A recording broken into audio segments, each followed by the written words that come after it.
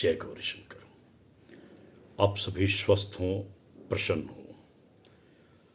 माघ मास की महिमा हमारे विभिन्न संदर्भित धर्मशास्त्रों में बड़ी वर्णित की गई है, बड़ी प्रशंसा की गई है, स्तुति गान किया गया है।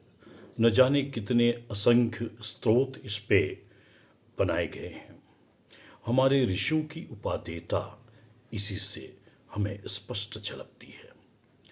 माघ मास के महीने में कहते हैं कि जल में देवताओं का तेज होता है और माघ मास में जब शीतलहर चलती है उस समय उसके जल में हमारे रोग प्रतिरोधक तत्वों को बढ़ाने का एक अचूक साधन उसमें मिलता है। माघ मास के महीने में जो स्नान का फल कहा गया है उसकी प्रशंसा बड़े विस्तार से ऋषियों ने पद्म पुराण में, ब्रह्मवैवर्तक पुराण में और महाभारत के पर्वों में भी कही गई है। माघ मास के महीने के स्नान को 3 श्रेणियों में बांटा गया है।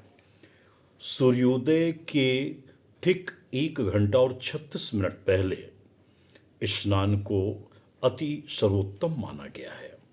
इस स्नान करने से हमें फल की प्राप्ति कई गुणित हो जाती है। तत्पश्चात जब हम द्वितीय श्रेणी के स्नान पे जाते हैं तो वो तारों की छाँव में हम उस स्नान को प्राप्त करते हैं, तो उसे उत्तम स्नान कहा गया है। सूर्योदय के तत्पश्चात का वो स्नान है, वह स्नान स्नान कहा गया है।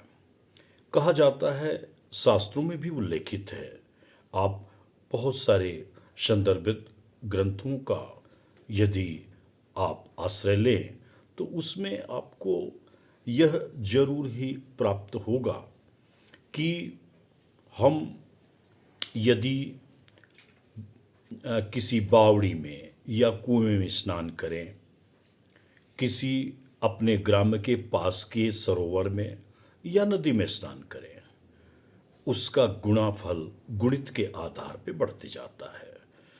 कहते हैं कि महानदी में स्नान करना और महानदी के संगम में स्नान करना और गंगा जी में स्नान करना और गंगा जी के संगम में स्नान करना लाख गुना के बराबर उसकी गणना कही गई है। मित्रों, स्नान जरूर करें, इससे आपके रेजिस्टेंस पावर पर भी असर होता है।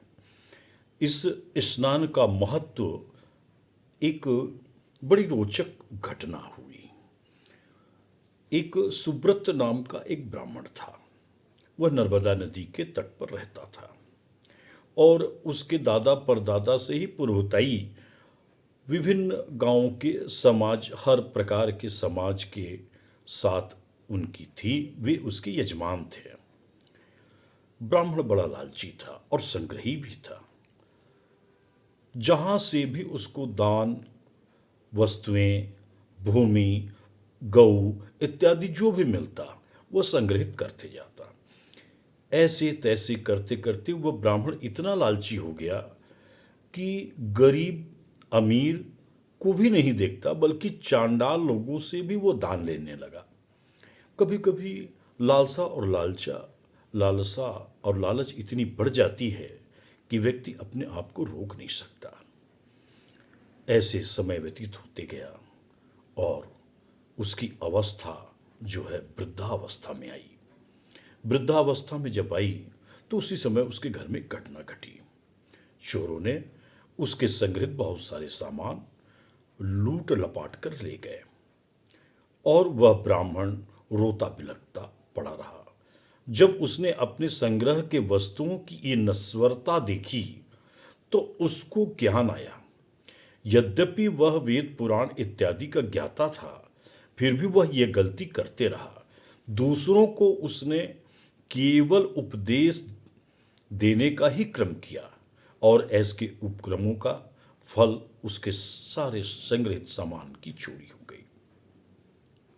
प्रेरणा हुई, आत्मा जगी और वह बड़ी मुश्किलों के साथ, शरीर चूंकि शिथिल हो चुका था, सारी इंद्रियां उसकी कमजोर हो चुकी थीं, फिर भी कि जैसे तैसे करके वह ब्राह्मण नर्मदा नदी के तट पर गया। माघ मास का महीना था। वहां उसने संकल्प लिया और लगातार 9 दिन तक प्रातः काल वह अरुणोदय में स्नान करने लगा। 10वें दिन शीत उसके शरीर को सहन करने की क्षमता नहीं कर पाई और वहीं प्राण त्याग दिया। स्वर्ग से दिव्य विमान आया और उस ब्राह्मण के उस स्नान का फल उसे स्वर्गारोहण के रूप में प्राप्त हुआ। इसलिए गोस्वामी तुलसीदास जी भी कहते हैं कि माघ मकर गत रवि जब होई, तीरथ पतहि आव सब कोई। देव तनुज किन्नर नर श्रेणी, सादर मज्जहि सकल त्रिवेणी। पूजहि माधव पद जल जाता, पर जहि अखय बटुहर सही गाता। तो परसही अखय बटऊ हरसही गाता। व्यक्ति इतना हर्षित हो जाता है भगवान के उन फल से कि गंगा जी तो आप जानते ही हैं कि विष्णु पादाम्बुज समुते गंगे तृप्त गामिनी। भगवान माधव के पद से, उनकी चरण से निकली हुई गंगा हम लोगों के लिए उस स्वर्ग के द्वार को खोल देती है। आप सभी से मेरा विनम्र अनुरोध है कि जरूर माघ मास में आप स्नान करके इस पुण्य का लाभ लें। फिर मिलेंगे। जय गौरी शंकर।